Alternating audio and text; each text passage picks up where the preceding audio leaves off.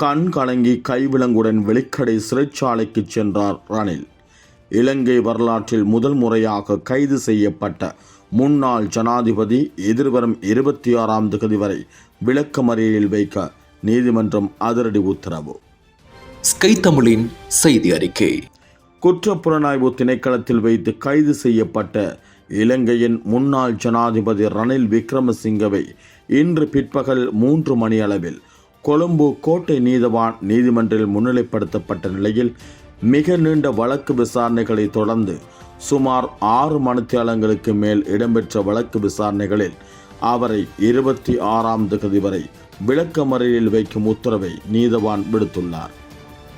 இவ்வழக்கு விசாரணைகளுக்கு நடுவே வழக்கு பல்வேறு தடவைகள் ஒத்திவைக்கப்பட்டமை குறிப்பிடத்தக்கது. இதன்போது ஏற்பட்ட மின்சார தடை காரணமாகவும் வழக்கு விசாரணைகளை முன்னெடுப்பதில் தடங்கள் ஏற்பட்டிருந்தது.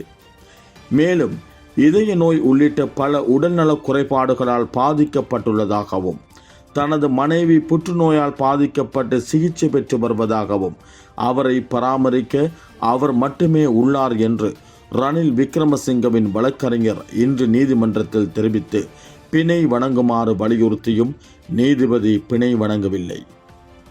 பின்னர் முன்னாள் ஜனாதிபதி ரணில் விக்ரமசிங்க பலத்த பாதுகாப்புக்கு மத்தியில் வெளிக்கடை சிறைச்சாலைக்கு அழைத்து செல்லப்பட்டுள்ளார். வழக்கு விசாரணை வேளையில் முன்னாள் ஜனாதிபதி மைத்திரிபால சிறிசேன, ஸ்ரீலங்கா பொதுஜன பிரமுன கட்சியின் தேசிய அமைப்பாளர் நாமல் ராஜபக்ஷ உள்ளிட்டோரும் நீதிமன்ற வளாகத்திற்கு வந்திருந்தமை குறிப்பிடத்தக்கது. ஸ்கை தமிழ் நியூஸை உடனுக்குடன் பெற்றுக்கொள்ள வேண்டுமா? ஆண்ட்ராய்ட் மொபைலில் உள்ள பிளே ஸ்டோர் அல்லது ஆப் கேலரியில் ஸ்கை தமிழ் ஆப்பை டவுன்லோட் பண்ணிக்கோங்க.